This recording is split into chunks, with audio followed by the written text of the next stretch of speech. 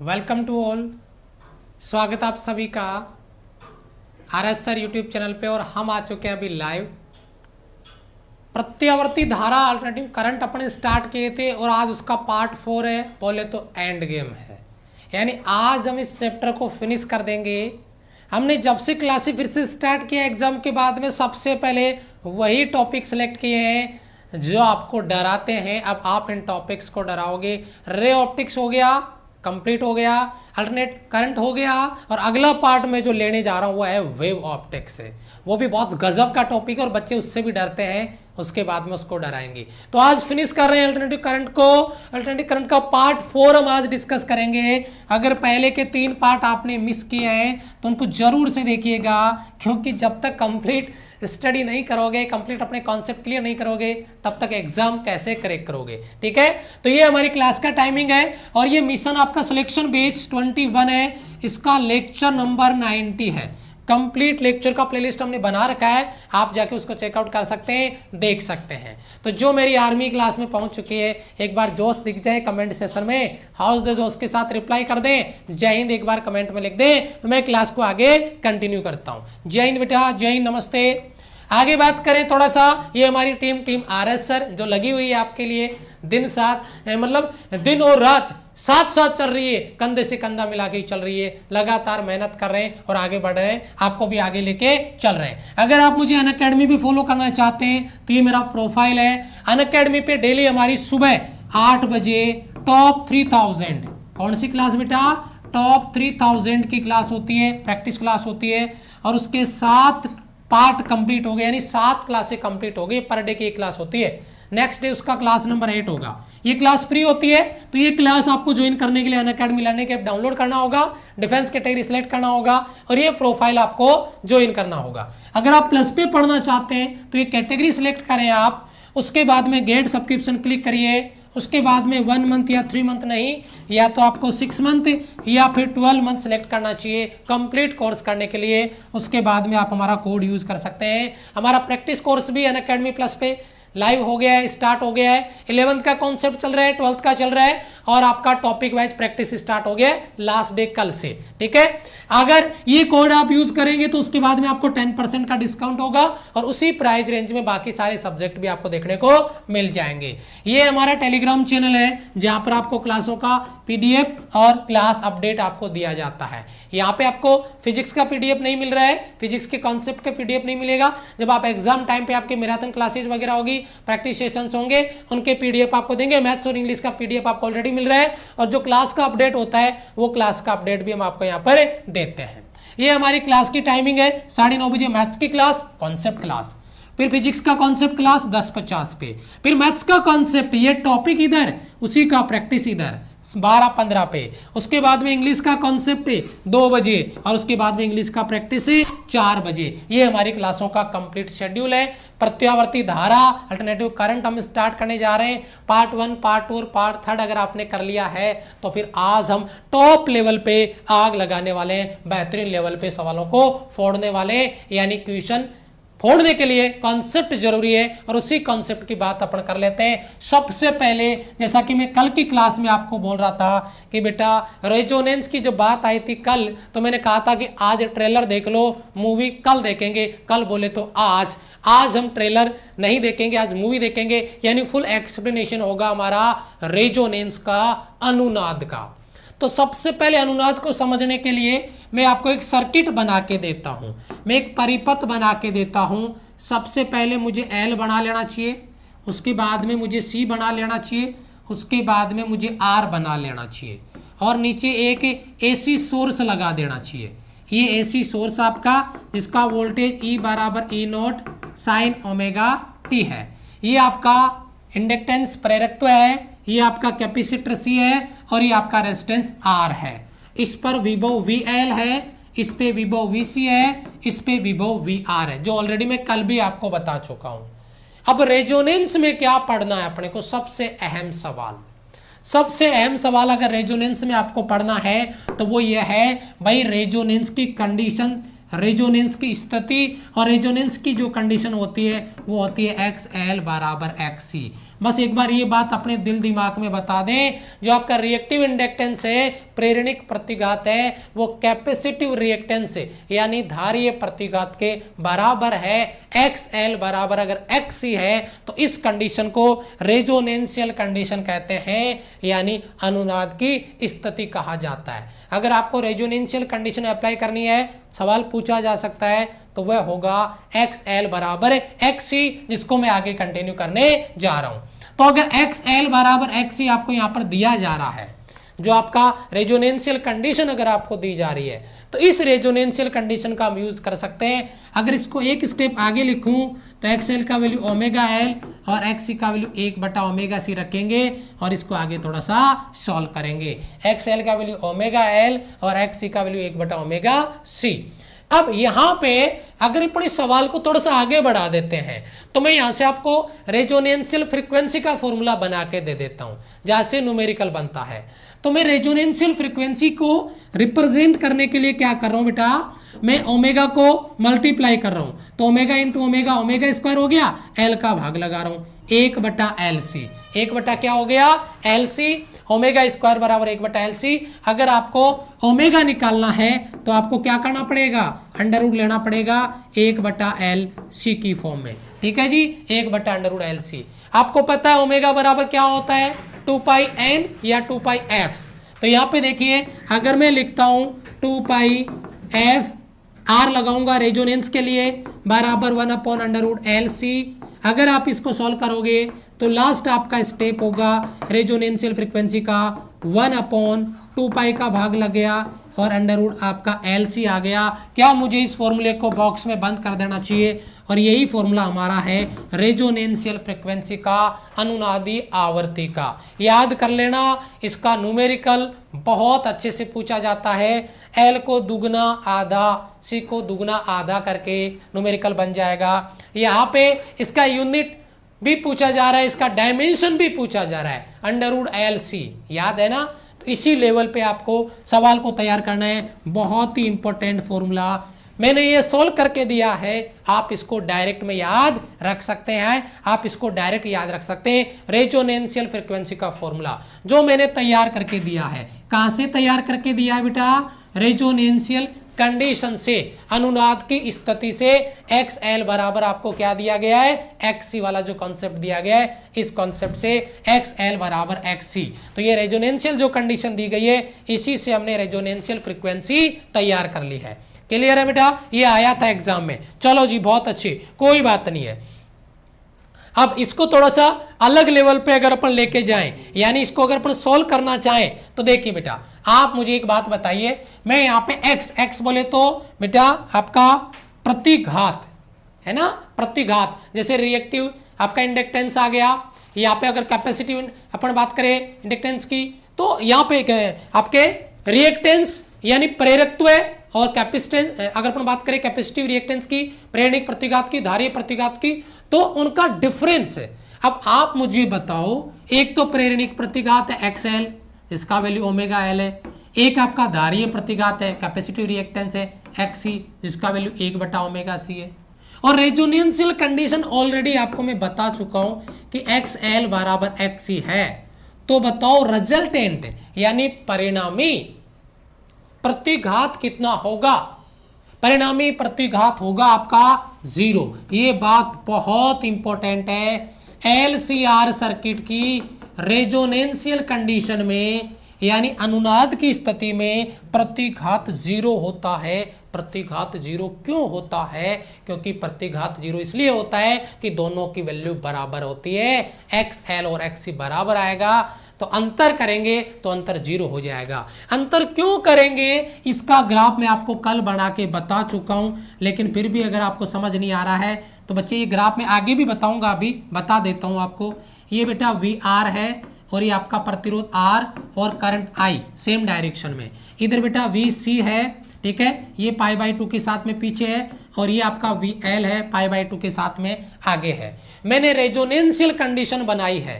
कल जो कंडीशन मैंने दी थी, मैंने क्या कहा था, XL > XC। ये वाला ग्राफ बड़ा था, नीचे वाला ग्राफ छोटा था।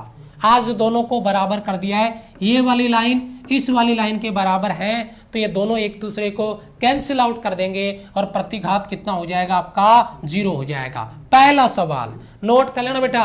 और हमने एक ही चीज प्रॉमिस किया है आपसे, क्या कि आपको एक एक कॉन्सेप्ट क्लास में ही याद करवा दिया जाए, क्लास में ही तैयार करवा दिया जाए, लेकिन शर्त यह है कि पूरा फोकस आपका क्लास पे हो। ठीक है, यस। तो अभी पहला पॉइंट आपका यहां पे क्लियर हो गया। दूसरा पॉइंट अगर मैं लेता हूं, यहां पे दूसरा पॉइंट है बेटा इंपेडेंस, प्रतिबाधा। जरा आप मुझे बताइए, अगर मैं इंपेडेंस निकालने जाता हूं, अगर मैं Z निकालने जाता हूं, तो Z का फॉर्मूला कल याद करवाया था, R² XL माइनस XC का होल स्क्वायर। यस और नो, क्लियर है? यानी Z बराबर √R² plus XL minus XC। But XL minus XC यहां पे अगर अपन लिखते हैं XL माइनस XC बराबर 0, जो कि क्या है X, अभी तो बताया मैंने इधर। यस और नो, XL माइनस XC का अंतर 0। तो बताओ Z बराबर क्या हो गया, इधर नीचे लिखा हुआ, यहां लिख देता हूं। Z बराबर अंदर R² बचेगा, उसका √R आ जाएगा, यानी Z मिनिमम हो गया, यानी Z मिनिमम हो गया। अब सर्किट में जो रुकावट है, ये दोनों ने तो एक दूसरे को काट दिया, कैंसिल कर दिया, तो बचा क्या, केवल R बचा।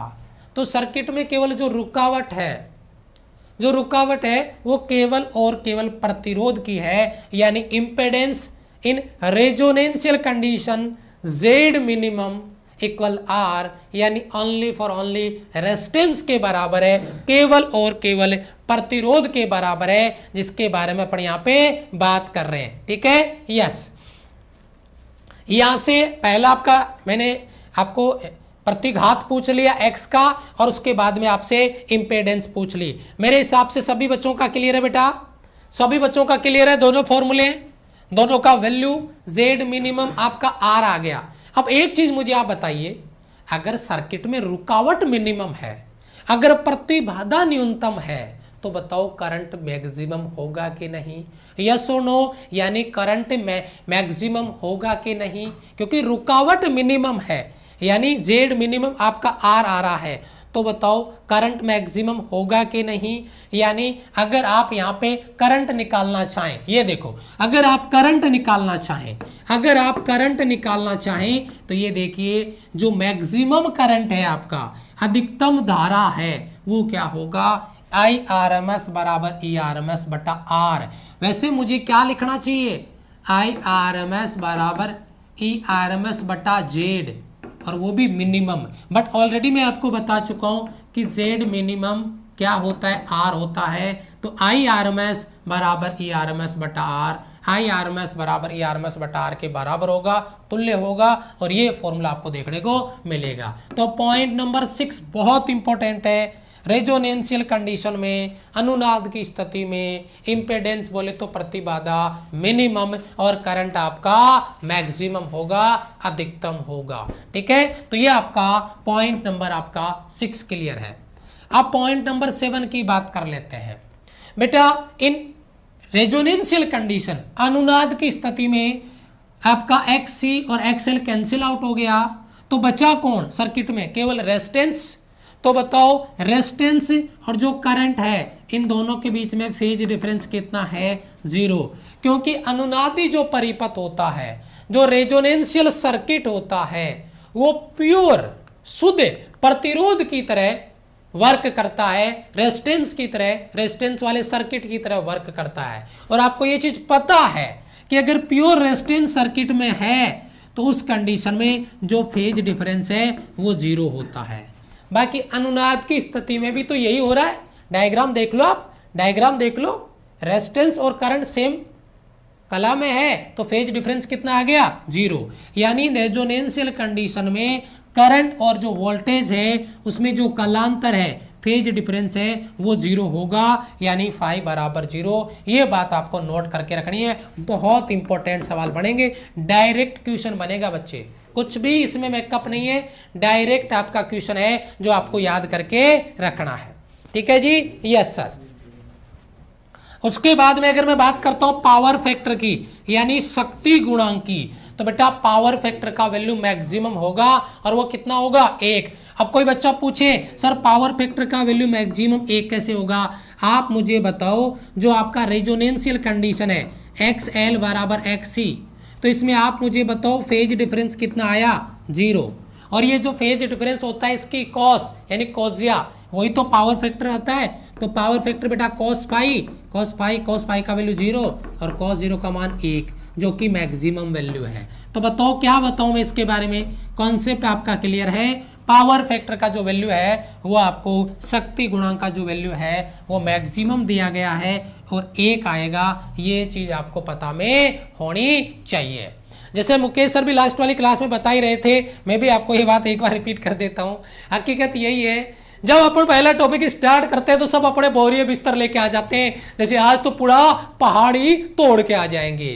वो पहले वाले दिन बहुत बढ़िया जोश आता है, यही तो होता है, शुरुआत सब करते हैं लेकिन अंत वही करता है जिसने पहले दिन सीने पे पत्थर रखा था कि नहीं रुकूंगा मैं अपने गोल तक पहुंचने से पहले, चाहे कुछ भी हो कितनी दिक्कत आए। शुरुआत सब करते हैं लेकिन जो फिनिश करता है ना असली विनर वही होता है। शुरुआत सब करते हैं, रेस जब स्टार्ट होती है सब दौड़ते हैं, लेकिन फिनिश लाइन जिसने टच किया है ना वही विनर है। और जो किसी टॉपिक को स्टार्ट करने के बाद में लास्ट तक क्लास में रुकता है ना विनर वही बनेगा, क्योंकि लास्ट लाइन को वही टच करेगा, जो आपका गोल है उसको वही टच करेगा। ये हकीकत है, कड़वी सच्चाई है, ठीक है। यस, तो ये आपका पॉइंट क्लियर है। थोड़ा सा आगे बढ़ते हैं पॉइंट नंबर 7 पे। पॉइंट नंबर 7 क्या है बेटा, अगर अपन यहाँ पे बात करें पॉइंट नंबर 7 में जो रेजोनेंशियल कंडीशन है, अनुनाद की स्थिति है, उसमें जो विद्युत वाहक बल है वो सिरों के आरोपित वोल्टता के बराबर है। क्योंकि फिर क्या ही है, अगर सर्किट की बात करें सर्किट में केवल रेजिस्टेंस ही तो है, तो जो वोल्टेज है पूरे सर्किट का वो वोल्टेज किसके बराबर होगा, रेजिस्टेंस के वोल्टेज के बराबर होगा, यानी प्रतिरोध के विभव के बराबर होगा। तो जो प्रतिरोध के सिरों पे जो विभव है वही वोल्टता के रूप में आएगा, विद्युत वाहक बल के रूप में आएगा।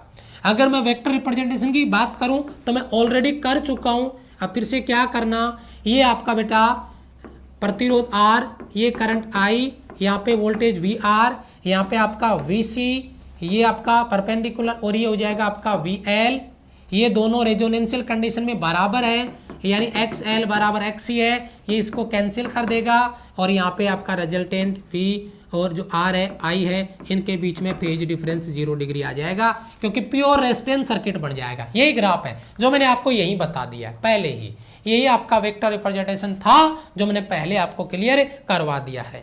बताइए जरा, क्लियर है? वेक्टर रिप्रेजेंटेशन मैंने पहले ही दे दिया है, मेरे हिसाब से ऑलरेडी स्कैन कर लिया होगा आपने अच्छे से, क्योंकि दिल दिमाग में ये बात उतर जानी चाहिए।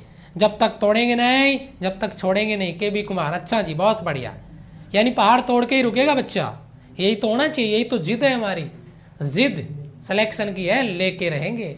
चलो जी आगे बढ़ते हैं। सवाल आया हुआ है एग्जाम में, कैसे छोड़ दें इसको, अभी तो देखना, लास्ट में देखना आप, अभी लास्ट पार्ट देखना इसका कितना इंटरेस्टिंग है, जहां से क्वेश्चन बने इंक्लूड किया है मैंने, ऐड किया है, देखना बेटे। चोक कोयल यानी चोक कुंडली जिसकी बात अपन कर रहे हैं, सबसे पहला सवाल मेरा आप ही से है, यार ये चोक कोयल का काम क्या है भाई, चोक कुंडली का काम क्या है। और अगर मैं ये बोल दूं आपके कमेंट में लिखने से पहले कि भाई नाम जब चोक कुंडली है यानी चोक करने वाली कुंडली है, और चोक का मतलब बंद करने वाली है, ब्लो करने वाली है, कंट्रोल करने वाली है, कम करने वाली है, तो यहाँ पे इसी लॉजिक का मतलब ये आ रहा है, यहाँ पे जो आपका चोक कोयल है, चोक कुंडली है, वो क्या करता है, कंट्रोल करता है करंट को यानी धारा को। शाबाश, ठीक है, यस, कंट्रोल करता है धारा को। आपको एक डायग्राम दिख रहा होगा, एक रिंग नजर आ रही है बेटा, एक स्प्रिंग नजर आ रही है, और उसी स्प्रिंग में हमने कुछ रोड रख दिया है, कुछ रोड रख दी है, कुछ छड़े रख दिए। ये डायग्राम में आप देख रहे होंगे, ये हमारा बन गया है चोक कोयल। क्या बन गया है, चोक कोयल। हमने यहाँ पे ट्यूबलाइट लगा दिया, रेडियो लगा दिया, और कुछ डिवाइस लगा दिया अलग से, कुछ भी लगा दो। ये आपका AC सोर्स है, ये आपका AC सोर्स है, दिख रहा होगा सिंबल आपको, और इधर चोक कोयल लगा दिया। इस डायग्राम को एक बार अपने दिल दिमाग में बिठा लो बच्चे, तो थोड़ा सा आगे बढ़ जाए हम। अगर ये डायग्राम आपके दिल दिमाग में आ जाए तो थोड़ा सा आगे बढ़ जाएंगे। शाबाश, कंट्रोल करता है करंट को, बहुत अच्छे कमेंट आ रहे हैं बच्चों के, कंट्रोल करता है करंट को, वेरी गुड, शाबाश। तो चोक कोयल का सबसे पहला यूज क्लियर है। अब मैं स्टेप टू स्टेप 1 बाय 1 इसके पॉइंट क्लियर करता हूं। मोस्ट इंपॉर्टेंट सवाल बनाऊंगा यहां से मैं, और वो नोट करना आप जरूर 100%। वो सवाल क्या है, ये एक आपका इंडक्टेंस कोयल है, प्रेरण कुंडली है, बहुत अच्छी बात है, इसके बारे में तो कोई पूछेगा नहीं हमारे से, कोई दिक्कत नहीं है, लेकिन ध्यान दीजिएगा जिसका सेल्फ इंडक्टेंस, पहला सवाल लगाओ स्टार, चोक कोयल में होता है, आया हुआ सवाल, चोक कोयल में होता है self inductance, mutual inductance, both या नन ऑफ दीज, स्व प्रेरण सेल्फ इंडक्टेंस, म्यूचुअल इंडक्टेंस अन्योन्य प्रेरण बोथ, दोनों या नन ऑफ दीज। तो पहला ही सवाल आपका यहां से तैयार हो गया है, क्या, जो आपका चोक कोयल होता है इसमें सेल्फ इंडक्टेंस होता है, स्व प्रेरण होता है। ठीक है जी, पहला सवाल आपका तैयार हो गया। ठीक है, स्व प्रेरकत्व का मान अधिकतम मैक्सिमम होगा सेल्फ इंडक्टेंस का, और रेजिस्टेंस अल्प होगा। दूसरा सवाल आपका चोक कोयल का resistance high, low, can't say या नन ऑफ दीज। अपन ये कह सकते हैं बहुत ज्यादा या लो या जीरो, लेकिन जीरो नहीं बोलेंगे, अल्प बोलेंगे, है ना। जो आपका चोक कोयल है उसका रेजिस्टेंस है वो बहुत ही कम होगा, लेकिन अपन उसको जीरो नहीं बोल पाएंगे। रेजिस्टेंस कम होता है, सेल्फ इंडक्टेंस से ज्यादा होता है, स्व प्रेरण ज्यादा होता है, और अगर अपन बात करें रेजिस्टेंस की तो वह कम होता है। ये बात आपको थोड़ा सा समझने की है। ठीक है, यस, बहुत अच्छा सवाल है ये दोनों सवाल नोट कर लेना। सेल्फ इंडक्टेंस में आपका जो चोक कोयल है उसमें सेल्फ इंडक्टेंस होता है जो कि ज्यादा होगा, रेजिस्टेंस आपका अल्प होगा, बहुत ही कम होगा। क्लियर है बेटा? यस, चलो पहला पॉइंट क्लियर है। दूसरा पॉइंट आपका, एक एक पॉइंट से सवाल बनाते जाएंगे, मैंने नोट करके रखे हुए सारे पॉइंट। सबसे इंपॉर्टेंट चीज दूसरा पॉइंट आपका, चोक कोयल के द्वारा जो आपका अल्टरनेटिव करंट है, प्रत्यावर्ती धारा है, उसको मिनिमम एनर्जी लॉस के साथ में आवश्यकता अनुसार नियंत्रित किया जाता है। ये बात मैं आपको डायग्राम से ही पूछ चुका हूं। जो इसका यूज है चोक कोयल का, ऐसी करंट को कंट्रोल करना, और किसके साथ में, मिनिमम एनर्जी लॉस के साथ में। न्यूनतम ऊर्जा हानि करेगा, एनर्जी लॉस कम से कम करेगा, फिर भी अल्टरनेट करंट को कंट्रोल कर लेगा। ये काम है आपका चोक कोयल का, यानी चोक कुंडली का। तो ये चीज अपन ऑलरेडी पढ़ चुके हैं। ये हमारा तीसरा सवाल था जो आपने पहले से तैयार करके रखा हुआ है ना। यस, लो रेजिस्टेंस है, सेल्फ इंडक्टेंस है, चोक कोयल एसी करंट को कंट्रोल करने में यूज होता है, जो कि मिनिमम एनर्जी लॉस के साथ में, न्यूनतम ऊर्जा हानि के साथ में। आगे बढ़ते हैं, एक और पॉइंट आपका तीसरा जो पॉइंट मैंने यहां पे डाला है, वो पॉइंट क्या है, आप नोट करना इस बात को, नई चीज नहीं है, पूरा मेकअप है, टोटल मेकअप है। क्या लिखा मैंने, जो एसी सर्किट है आपका, प्रत्यावर्ती परिपथ है, उसमें करंट को कंट्रोल करने के लिए चोक कोयल, जो चोक कुंडली है, उसके प्रतिरोध की अपेक्षा अधिक उपयुक्त है। यानी चोक कुंडली प्रतिरोध के कंपैरिजन में ज्यादा उपयोगी है। प्रतिरोध का काम क्या है, धारा प्रवाह में रुकावट डालना, बाधा डालना, धारा को बहने से रोकना। यानी यार जो काम चोक कोयल कर रहा है वो तो रेजिस्टेंस भी कर रहा है। सर बात तो सही है, मतलब रेजिस्टेंस भी तो धारा को बहने से रोकता है, बाधा डालता है, रुकावट डालता है, लेकिन रीजन क्या दे रहा है, समझिए मेरी बात को। चोक कोयल बेस्ट है रेजिस्टेंस के कंपैरिजन में। चोक कोयल कंट्रोल करने के लिए करंट को रेजिस्टेंस के कंपैरिजन में ज्यादा उपयोगी है, ज्यादा बेस्ट है, क्योंकि प्रतिरोध से पावर कंजप्शन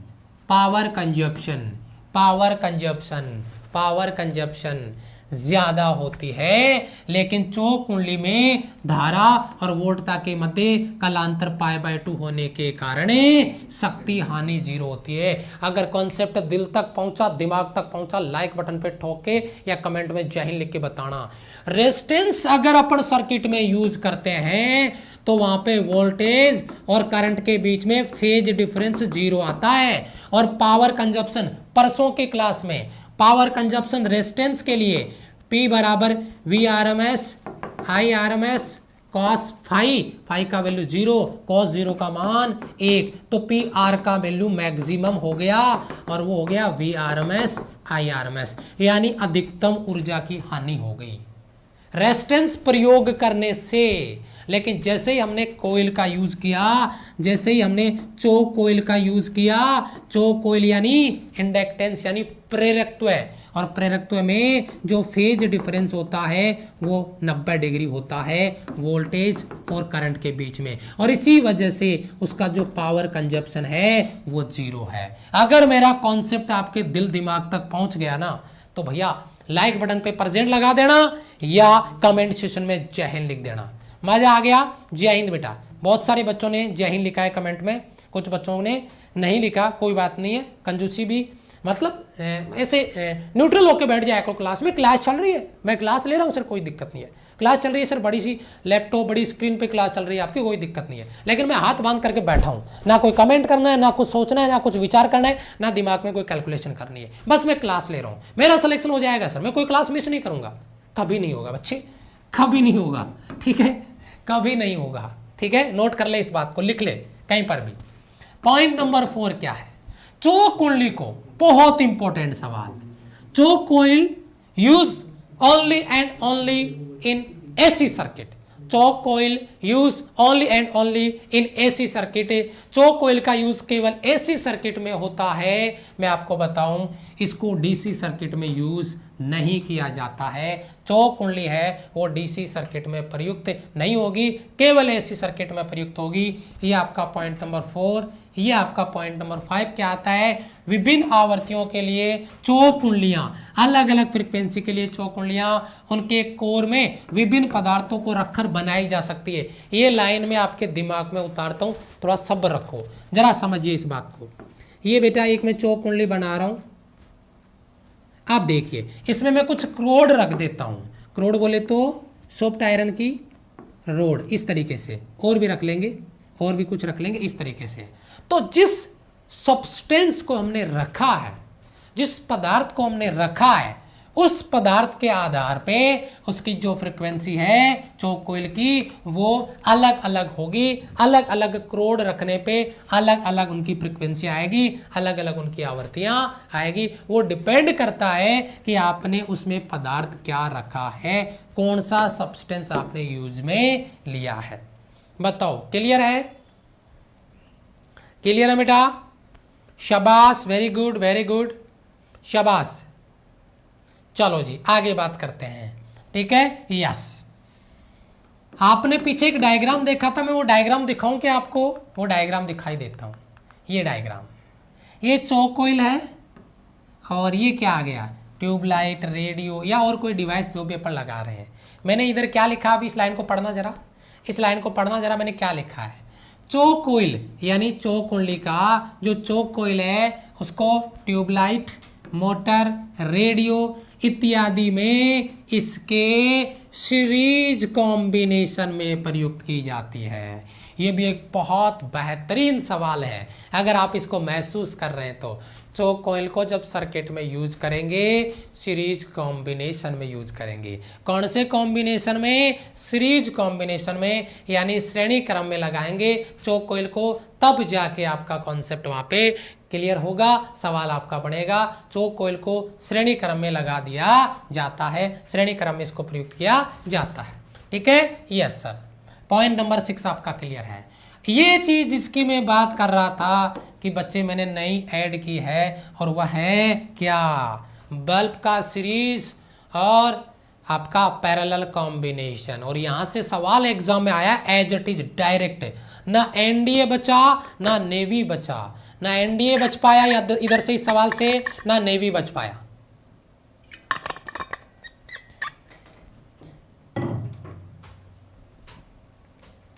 अब एक बच्चे को हिंदी में बोलना होता है, एक बच्चा इंग्लिश के लिए कमेंट कर रहा है, क्या ही बोले भैया, तुम हिंदी इंग्लिश करते रहो, हो जाएगा काम अपना।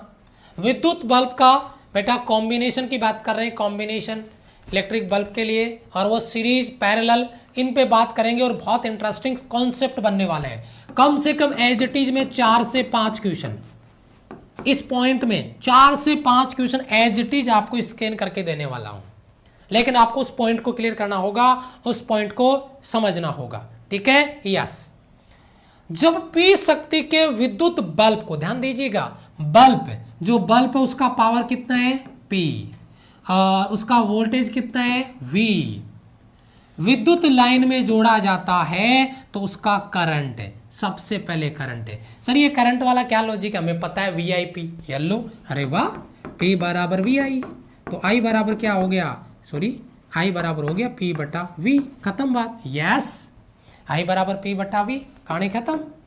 यानी मेरा कहने का मतलब क्या है, मेरा कहने का मतलब ये है, जो करंट आ रहा है, जो अपनी धारा आ रही है, उसका फॉर्मूला क्या होगा उस बल्ब के लिए, I बराबर P बटा V। याद रखिएगा बच्चे, एक एक सवाल को तैयार करेंगे, अभी इनका यूज करेंगे आगे। पहला करंट का फॉर्मूला, दूसरा बल्ब का रेजिस्टेंस, रेजिस्टेंस प्रतिरोध R equal to V square बटा P, जैसा कि हमने कहा था। देखो इसको बना लो बेटा, P बराबर VI, V बराबर क्या होता है बेटा IR, तो बेटा V की जगह IR लिखेंगे तो I into I square R, अगर R आपको निकालना है तो P बटा I स्क्वायर, P बटा R बराबर P बटा I स्क्वायर, ये देखो P बटा I स्क्वायर, इसको चेंज किया गया है, V का स्क्वायर किया गया है, चलो इसको भी चेंज कर देता हूँ, इसी फॉर्मूले को मैं कब करूंगा, इधर ले आता हूँ, क्या बेटा P बराबर VI, P बराबर बेटा VI का वैल्यू क्या लिख सकता हूँ मैं, V अपॉन R, तो बेटा V स्क्वायर बटा R, V स्क्वायर बटा R, V स्क्वायर बटा R, तो R इसको, अच्छा R को निकालना क्या, R बराबर V स्क्वायर बटा P, चलो एक ही बात है, वो तो पक्षांतरित करना था आपको। तो ये पहला फॉर्मूला, ये दूसरा फॉर्मूला। अरे रट्टा कुछ नहीं मारना, VIP पता है ना, खत्म, VIP पता है, सब खत्म, जैसे जरूरत पड़ेगी वैसे बनाएंगे, मर्जी हमारी, सवाल पूछेगा वैसे बनाएंगे। VIP पता है तो खत्म बात, VIP पता है तो खत्म। और मेरी आर्मी को अब तक अगर VIP नहीं पता तो फिर क्या कर रहे हैं, चलें आगे थोड़ा सा।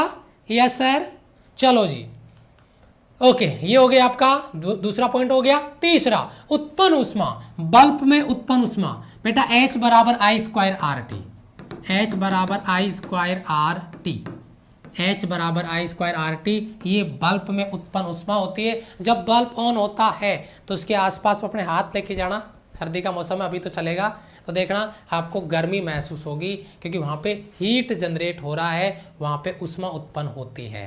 क्योंकि बेटा जो उसमें जो तंतु लगा होता है, उस तंतु में जब करंट फ्लो होता है तो उसका रेजिस्टेंस ज़्यादा होने की वजह से वह गर्म हो जाता है, और उस रोशनी के साथ साथ उधर से हीट भी निकलता है, यानी ऊष्मा भी निकलता है। H बराबर I स्क्वायर RT, उत्पन्न ऊष्मा जो बल्ब में हो रही है उत्पन्न, उसका फॉर्मूला क्लियर बेटा। यहाँ से जरा जल्दी से बताइए, उत्पन्न ऊष्मा का फॉर्मूला क्लियर है, यस और नो, क्लियर है बेटा, क्लियर है, पता है सर, शाबाश।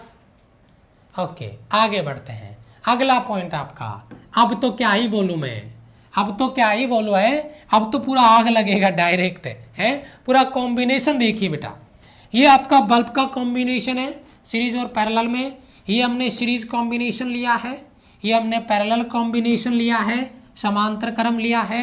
सीरीज कॉम्बिनेशन में पहला bulb power P1 resistance R1, power P2 resistance R2, power P3 resistance R3, और ये आपका अल्टरनेटिव जो सोर्स है, AC सोर्स है, प्रत्यावर्ती स्रोत है, वो लगा दिया गया। ये आपका पैरेलल कॉम्बिनेशन है, समांतर क्रम संयोजन है। यहाँ पे resistance R1 power P1, resistance R2 power P2, resistance R3 power P3। लेकिन नोट किया आपने एक बात, इन सब में करंट अलग अलग है, इसमें करंट I1, इसमें I2 और इसमें करंट I3, ठीक है, और आगे प्रवाहित हो रहा है, आगे की तरफ बढ़ रहा है। यहाँ पे सब पे विभव अलग अलग होता है, V1, V2, V3 सीरीज में, और यहाँ पे विभव सब पे सेम होता है, विभव V, विभव V, विभव V, इस तरीके से। अभी डायग्राम को स्कैन कर लो एक बार बच्चे, फिर मैं आगे लेके चलता हूं मेरे पॉइंट पे, जहां से मैं डायरेक्ट क्वेश्चन एग्जाम में पूछे गए, सवाल एग्जाम में पूछे गए, उन सवालों को क्लियर करते हैं, उन सवालों को क्लियर करते हैं। एक बार ये पॉइंट नोट कर लो, पॉइंट नोट करे तो अपने दिमाग में स्कैन कर लो कि ये सीरीज कॉम्बिनेशन में बल्ब, आप कहोगे सर बल्ब कहाँ है? अरे भाई मेरे ये बल्ब ही तो है ये बल्ब ही तो लगाया हमने, ये बल्ब बना दिया हमने बढ़िया वाले लेवल पे, ठीक है। यानी ये बल्ब है जिसको रेजिस्टेंस नाम दिया है हमने, ये बल्ब है जिसको रेजिस्टेंस नाम दिया हमने, ठीक है जी, जिसका रेजिस्टेंस R1 R2 और R3 है। चलो जी, अब देखो सबसे पहला सवाल हमारा डायग्राम हो गया। दूसरा सवाल हमारा क्या है जिस पे बात करने जा रहे हैं, क्या है? सीरीज कॉम्बिनेशन में सबसे कम वोट का बल्ब है, यानी जिसकी पावर सबसे कम है, उसकी इंटेंसिटी, शाइनिंग इंटेंसिटी सबसे ज्यादा होगी। मजा आ गया सर, लेकिन ये बात सुन के दिमाग भी खराब हो गया। मैं 5 वाट का बल्ब लेता हूं, एक 50 वोट का बल्ब लेता हूं, और अगर उसको सीरीज में कनेक्ट कर दूं तो जादू हो जाएगा। 5 वोट वाला बल्ब ज्यादा चमकेगा, 50 वोट वाला बल्ब कम चमकेगा। सर जी राज समझ नहीं आया, मैं बात करता हूं। आप मुझे एक बात बताइए, अगर पावर कम होता है तो रेजिस्टेंस ज्यादा होगा, और रेजिस्टेंस ज्यादा होगा तो करंट को ज्यादा रोक लेगा, और जितना करंट रोकेगा उतनी ज्यादा रोशनी निकलेगी, उतना ज्यादा हीट कंजप्शन होगा। क्योंकि अगर P कम है तो R ज्यादा है, और R ज्यादा है इसका मतलब ज्यादा करंट रुकेगा, वहां पे रोकेगा वो करंट को, और जितना करंट रोकेगा उतना ज्यादा वहां पे रोशनी होगी, इंटेंसिटी वहां पे होगी। तो ये मेरा पहला सवाल बहुत important, as it is question आपका एग्जाम में बनने वाला है बच्चे, पूछा भी गया है। सीरीज कॉम्बिनेशन में जिसका पावर कम है वो ज्यादा चमकेगा, लेकिन पैरेलल में हमारे घरों में ये होता है बच्चे, हमारे घरों में सीरीज में नहीं होते, पैरेलल में होते हैं। और पैरेलल में तो बढ़िया है, 5 वाट का बल्ब लगाओगे तो 5 वाट के हिसाब से रोशनी होगी, 50 वोट का बल्ब लगाओगे तो 50 वोट के हिसाब से रोशनी आएगी, है कि नहीं है? तो सर ये जुगाड़ तो बड़ा अच्छा है। क्या अगर सीरीज कॉम्बिनेशन में बल्ब लगाएं तो 5 वाट वाला 50 वाट के बराबर काम कर जाएगा? लेकिन ये नहीं कि 5 वाट वाला 50 के बराबर रोशनी दे देगा, 50 वोट वाला 5 वाट से भी कम चमकेगा, तो 5 वाला अपने आप ही ज्यादा हो गया, ठीक है। तो ज्यादा जुगाड़ न्यूटन बनने की जरूरत नहीं है। पैरेलल कॉम्बिनेशन में जिसका पावर ज्यादा है उसकी इंटेंसिटी, उसका जो बल्ब है वो सबसे तेज चमकेगा, यानी जिसमें सबसे अधिक पावर है वो सबसे ज्यादा तेज चमकेगा, इसमें जो सबसे कम वोट वाला है वो सबसे ज्यादा चमकेगा। तो यहाँ पर भी पावर ज्यादा होगा, उसी बल्ब का इंटेंसिटी ज्यादा होगा। बहुत गजब का लॉजिक है। 50 वोट वाले बल्ब की ज्यादा रोशनी होगी 5 वोट वाले के बल्ब के कंपैरिजन में। पैरेलल कॉम्बिनेशन है इसलिए, तो ज्यादा वोट है उसकी इंटेंसिटी ज्यादा है, इधर कम वोट है तो इधर इंटेंसिटी ज्यादा है। ये बात आपको नोट करके रखनी है, और बहुत इंपॉर्टेंट सवाल है, बहुत इंपॉर्टेंट सवाल है बच्चे। क्लियर है सभी बच्चों का? क्लियर है बेटा? टीम आरएसआर का सपना हर घर से वो वॉरियर अपना, बहुत अच्छे। क्लियर है बेटा? क्लियर है, शाबाश। चलो पहला पॉइंट हो गया, दूसरा हो गया, तीसरा पॉइंट नोट करते चलना, एक एक सवाल नोट करते चलना। श्रेणी क्रम संयोजन में सभी बल्बों के लिए प्रवाहित धारा का मान समान होता है। ये जो आपका सीरीज कॉम्बिनेशन है इसमें अगर I करंट जा रहा है तो वह I करंट ही फ्लो करेगा, लेकिन पैरेलल में क्या होता है, अलग अलग बल्ब में अलग अलग करंट फ्लो आपका करेगा, यानी वहां पे अलग अलग धारा होगी। तो सीरीज कॉम्बिनेशन में करंट सेम, I आपका रहेगा, सेम रहेगा, सभी में समान रहेगा, बराबर रहेगा। लेकिन पैरेलल कॉम्बिनेशन में करंट डिफरेंट होगा। यहाँ पे डिफरेंट क्या होगा, वोल्टेज, और यहाँ पे करंट क्या होगा, डिफरेंट, और वोल्टेज क्या होगा, सेम। यानी मैंने आपको डायग्राम बना के बताया था ना अभी, ये देखा आपने डायग्राम, ये देखिए यहाँ पे विभव V1 V2 और V3 विभव अलग अलग था, इधर V विभव समान है। तो ये तो बात मैंने बताई आपको, जरा देखिए आप गौर से। यस, यहाँ पे विभव सेम है, करंट अलग अलग है, यहाँ पे करंट सेम है, विभव अलग अलग है। तो ये सवाल भी नोट कर लें, इधर से भी कोई ना कोई क्वेश्चन आपको बना के दिया जा सकता है। ठीक है जी, यस सर, शाबाश। एक बच्चा कह रहा है हाँ एक सरप्राइज है, क्लास शेड्यूल हो गया है, शायद क्लास शेड्यूल हो गया है, ठीक है। एक क्लास अभी इसके बाद में मुकेश सर की क्लास है, वैसे अभी मेरी क्लास खत्म नहीं हुई है लेकिन टीम का आदेश आया है इसलिए बता रहा हूँ आपको। अभी मुकेश सर की क्लास है 12-15 पे, तो 12-15 से 1-15 तक मुकेश जी की क्लास होगी। उसके बाद में मैं और मुकेश सर लाइव आ रहे हैं, इंग्लिश वाले सर लाइव आ रहे हैं, यानी पूरी टीम लाइव आ रही है हमारी 1:30 बजे, ठीक है। और उस क्लास का लिंक आपको मिल जाएगा। क्लास लाइव हो गया है, बहुत इंटरेस्टिंग क्लास होने वाला है और उस क्लास की बहुत ज़्यादा ज़रूरत है और उम्मीद करता हूँ कि आप भी शायद यही चाहते होंगे, क्योंकि यहाँ पे अगर आपका सपोर्ट रहेगा और सभी प्लेटफॉर्म पे अगर ये बात उठाई जाएगी जिसकी बात मैं कर रहा हूँ, तो शायद आगे तक बात पहुँचे और शायद आपकी बात बन जाए। जो आपके साथ गलत हुआ है वो आगे गलत नहीं हो, उसको सुधार दिया जाए, ठीक है। चलो जी आगे बात करते हैं अगले पॉइंट पे, यानी पॉइंट नंबर आपका 4।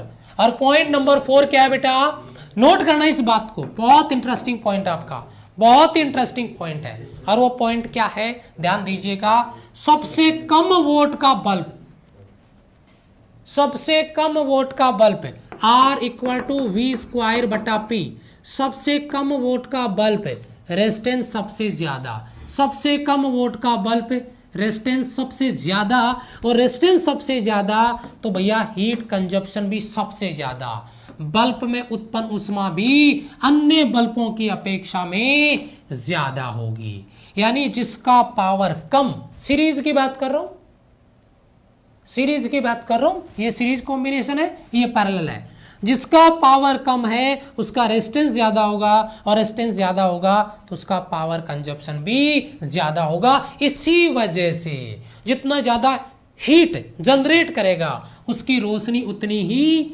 ज्यादा होगी। ये बात मैं आपको पहले ही पॉइंट में क्लियर करवा चुका हूं, ठीक है। अब बात करते हैं पैरेलल में। पैरेलल में क्या है बेटा, जिस बल्ब की पावर सबसे ज्यादा है उस बल्ब का रेजिस्टेंस कम होगा, और रेजिस्टेंस कम होने के कारण बल्ब में जो उत्पन्न ऊष्मा है वो अन्य बल्बों की अपेक्षा अधिक होगी, और वह अन्य बल्बों की अपेक्षा तेज चमकेगा, क्योंकि ये पैरेलल कॉम्बिनेशन है, ये सीरीज कॉम्बिनेशन है। H = I²RT, डायरेक्ट 4.2 का डिवाइड कर दिया है, पहले से इसको बदल दिया गया है, यही काम आपका इधर किया गया है, ठीक है जी। मेरे हिसाब से डाउट सभी बच्चों का क्लियर हो गया होगा, ठीक है, यस। चलो आगे बढ़ते हैं। ये आता है आपका 5वां पॉइंट, और ये एक सवाल आपका एग्जाम में, उम्मीद करता हूं कि इस तरीके का कोई सवाल आपके एग्जाम में पूछा जाए और मजा आ जाएगा, ठीक है जी, यस। ध्यान दीजिए, मेरी बात को नोट करना। यहां से सवाल पूछे गए ना, नेवी में पूछ लिया, एनडी में पूछ लिया, एयरफोर्स में बच रहा था, अभी हो सकता है उसमें भी आ जाए आगे, इसलिए इस टॉपिक को मैंने इंक्लूड किया है। क्या, श्रेणी क्रम में सीरीज कॉम्बिनेशन में जुड़े हुए बल्बों के सिरों पर विभव का मान बढ़ाने पे धारा का मान बढ़ता है, विभव बढ़ाने पे करंट बढ़ता है, जिसकी वजह से अधिक वोट का बल्ब तो जलता रहेगा परंतु कम वोट का बल्ब फ्यूज हो जाएगा। कम वोट का जो बल्ब है, क्योंकि पावर बहुत कम है और उसका पावर कम होने की वजह से उसका रेजिस्टेंस बहुत ज्यादा हो गया, खत्म, जल जाएगा यानी फ्यूज हो जाएगा।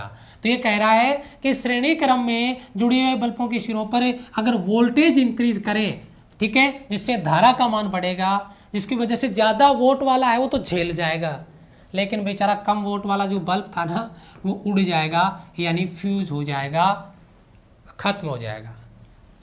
पॉइंट नंबर 5, समांतर क्रम में जुड़े हुए बल्बों से धारा का मान बढ़ाने पर, समांतर क्रम में जुड़े हुए बल्बों से धारा का मान बढ़ाने पर कम वोट का बल्ब तो जलता रहेगा परंतु अधिक वोट वाला बल्ब फ्यूज हो जाएगा। ये पैरेलल कॉम्बिनेशन है, ये इंपॉर्टेंट चीज है।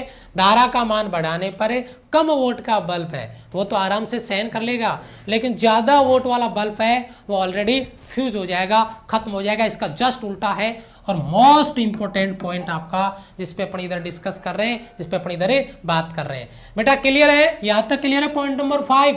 तो पॉइंट नंबर 6 है ना, ये पॉइंट नंबर 5, अच्छा ये 6 है और ये आपका 7 होगा, ठीक है। परिणामी शक्ति, बेटा सीरीज कॉम्बिनेशन में रिजल्टेंट पावर रेजिस्टेंस का उल्टा, यहाँ पे रेजिस्टेंस का उल्टा, क्योंकि रेजिस्टेंस में सीरीज में होता है, वो इधर पावर में पैरेलल में हो रहा है, डायरेक्ट जुड़ेगी। याद रख लो, बस इमेजिन कर लो डायरेक्ट एक बार, कौन सा रट्टा मारने की जरूरत है। कॉम्बिनेशन में रेजिस्टेंस, अब ये सीरीज है तो डायरेक्ट जुड़ेगा, ये पैरेलल है तो इनवर्स में जुड़ेगा।